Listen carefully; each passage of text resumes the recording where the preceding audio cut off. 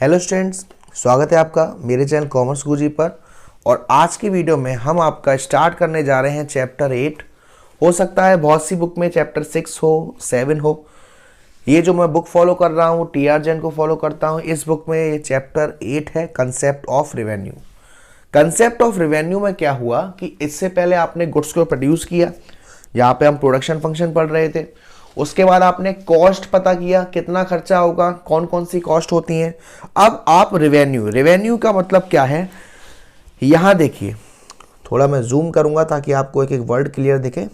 Revenue, what is revenue? Revenue क्या है? Suppose आप एक फैक्ट्री चला रहे हो जो कि आइसक्रीम बनाती है और आपने 1000 आइसक्रीम डेली बनाते हो। अब इन आइसक्रीम को बेचकर आपको 1000 रुपये मिलते हैं। इकोनॉमिक्स में ये जो 1000 रुपये आपको इसे सेल करके मिले, ये आपका क्या है? रेवेन्यू। यानी कि selling a commodity, what ever money a firm receive, it's called its revenue.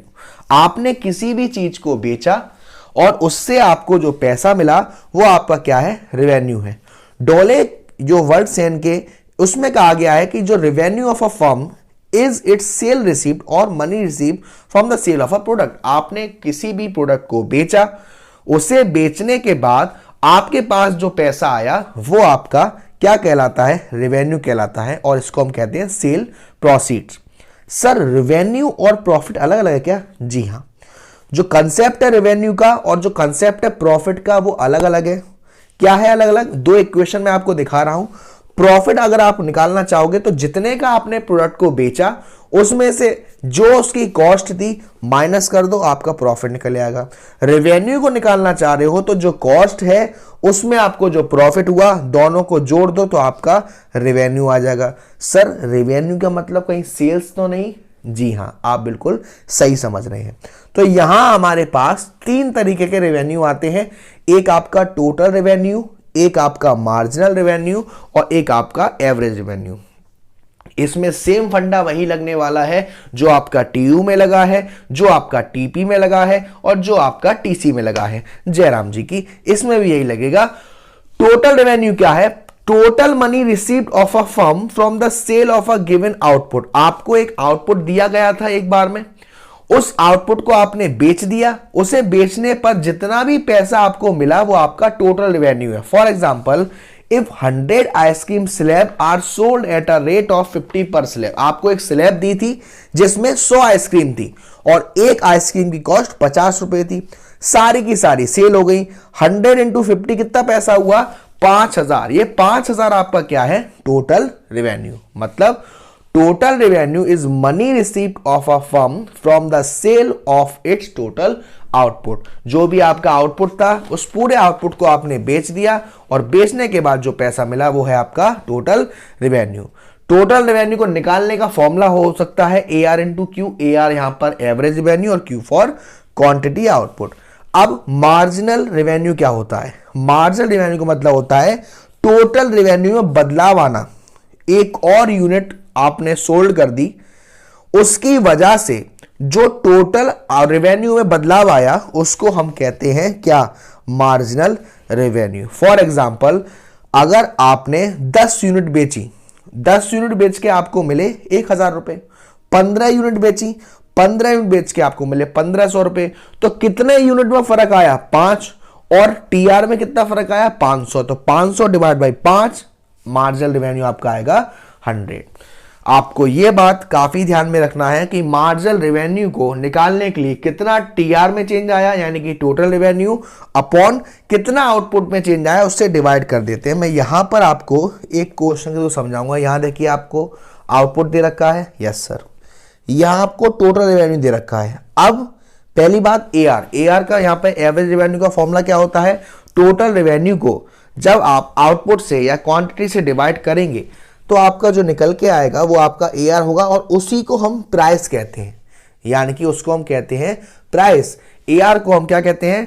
Price कहते हैं। ओके, अगर आप MR निकालना है यानी कि मार्जिनल रेवेन्यू निकालना है तो हम कैसे निकालेंगे? देखिए, 10 से कितना चेंज हुआ? 10 और आउटपुट कितना चेंज हुआ है? 1। 10 डिवाइड बाई 1 10 ही आएगा। ऐसे मतलब कि आउटपुट में तो 1 ही 1 का चेंज आ रहा है, तो इसमें जो भी चेंज आएगा उसको डिवाइड करोगे तो 9 ही आएगा। यानी 20 से कितना बढ़ गया? फिर 10, फिर 10, फिर 10। तो MR कितना आ रहा है? 10 10 10। एमआर से अगर आप टीआर निकालना है तो सेम वही फंडा, पहला 10, उसके बाद 10 यानी कि 20, फिर 10 यानी कि 30, फिर 40, देन 50। क्लियर है? पॉइंट क्लियर हुआ? ऐसे ही एमआर के बाद आता है AR, average revenue. Average revenue क्या है? Average revenue refers to the revenue per unit of output. जो आपकी पर यूनिट ऑफ आउटपुट है उस पर कितना रेवेन्यू हो रहा है उसको निकालने के लिए हम निकालते हैं एवरेज रेवेन्यू, जिसका फॉर्मूला होता है TR divide by quantity. TR से टोटल रेवेन्यू, क्यू से क्वांटिटी, दोनों को आपने डिवाइड कर दिया, आपका एआर इजीली कैलकुलेट हो जाएगा। क्वेश्चन में आपसे कहा जाए बताइए एआर को प्राइस क्यों कहते हैं, प्रूफ करो। देखो बेटा, एआर का formula sir TR upon Q होता है। यस, एआर अपॉन क्यू होता है। और मैंने आपको टीआर का फॉर्मूला भी बताया था, P into Q. P into Q, तो टीआर की जगह पी इंटू क्यू लगाओगे, पी से Q cancel, AR into P, AR equal to price. तो यहां ये क्लियर हुआ आपका।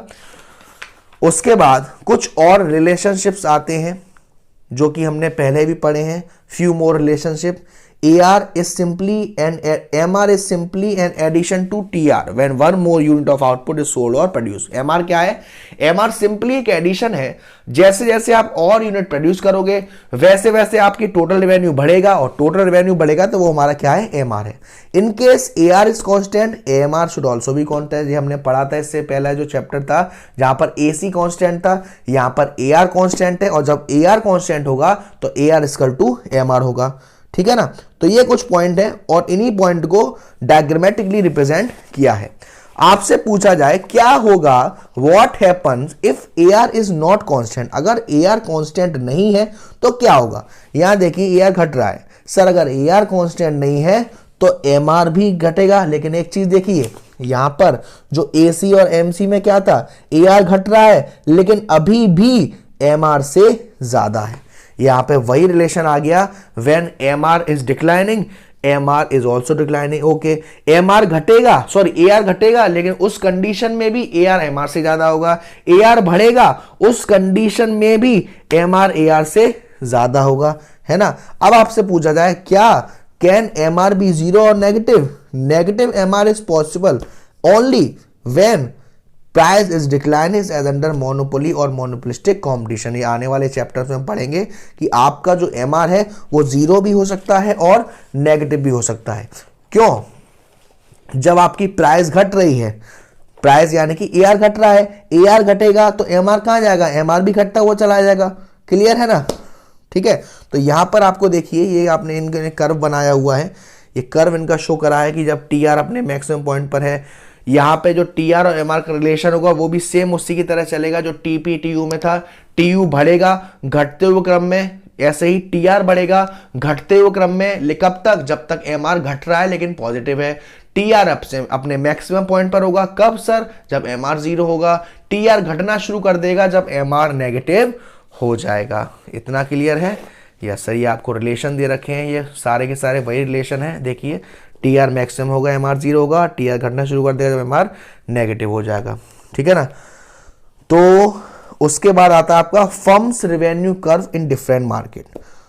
आगे चल के एक चैप्टर है फॉर्म्स ऑफ मार्केट, वहां हम पढ़ेंगे फर्म्स। तो जो हमारे मार्केट्स होते हैं उसमें रेवेन्यू कर्व कौन सा कैसा होता है। यहाँ पे आपको 3 तरीके के मार्केट दे रखे हैं, perfectly competitive market, monopoly market और मोनोपोलिस्टिक कॉम्पिटिटिव मार्केट। ये तीनों मार्केट क्या होते हैं वो हम मार्केट वाले चैप्टर में पढ़ेंगे। परफेक्टली कॉम्पिटिटिव मार्केट वो मार्केट होते हैं जहां large number of buyers, large number of sellers होते हैं। मोनोपोली मार्केट वो मार्केट होता है जहां बेचने वाला एक होता है, खरीदने वाले बहुत सारे होते हैं। तो उन्हीं के बारे में आपसे यहाँ पे पूछा है कि उनका रेवेन्यू कर्व कैसा होता है, जिसके बारे में हम डिस्कशन आपका अगली वीडियो में करेंगे, है ना? जहां पर चलिए अगली वीडियो रहने दीजिए, इसी में कर देते हैं ताकि आपका ये चैप्टर खत्म हो ही जाएगा। देखिए, सबसे पहला revenue curve under perfect competition market और perfect competition. Perfect competition market में क्या होता है कि हमारे लार्ज नंबर ऑफ बायर्स होते हैं और लार्ज नंबर ऑफ सेलर्स होते हैं। तो अगर आप प्राइस को चेंज करोगे, बढ़ाओगे, तो आपके जो कस्टमर है वो चले जाएंगे, कम करोगे तो कस्टमर तो आ जाएंगे, लेकिन क्या होगा कि आपको फायदा नहीं होगा। तो जो फर्म होती है वो प्राइस टेकर होती है, यानी कि जो प्राइस तय है वही लेनी पड़ेगी। प्राइस टेकर है तो वो मार्केट से कुछ भी चेंज नहीं कर सकती, उसे वही सेल करना पड़ेगा जितने की प्राइस है। तो उस कंडीशन में यहां इनका जो रेवेन्यू कर्व होता है वो AR is equal to MR होता है। जितनी प्राइस है उतना लेना पड़ेगा। AR is equal to MR under perfect competition. Revenue curve under monopoly. Monopoly में क्या होता है सर? मोनोपोली में एक ही सेलर होता है। एक ही सेलर है तो ये प्राइस टेकर नहीं होता, ये प्राइस मेकर होता है। अपने हिसाब से पैसा बनाते हैं, अपने हिसाब से प्राइस बनाते हैं, अपने हिसाब से प्राइस बनाते हैं। तो इनमें क्या होता है? AR is greater than MR। Price ज्यादा होती है किससे? MR से। सेम यही कंडीशन चलती है मोनोपोलिस्टिक में। मोनोपोलिस्टिक में भी AR is greater than MR। Monopolistic और मोनोपोली में क्या फर्क है, जो हम चैप्टर पढ़ेंगे फॉर्म्स ऑफ मार्केट, वहां कवर करेंगे। आज इस वीडियो से जो आपका चैप्टर था कंसेप्ट ऑफ रेवेन्यू, ये खत्म होता है। इस चैप्टर से रिलेटेड कोई डाउट हो, कोई आपको पॉइंट हो जो समझ में नहीं आ रहा हो, वो मुझसे पूछ लीजिएगा। वीडियो को देखने के लिए बहुत बहुत धन्यवाद। अगली वीडियो में आपका बहुत ही प्यारा चैप्टर स्टार्ट होगा, प्रोड्यूसर इक्विलिब्रियम। ठीक है ना? Thank you so much, love you all.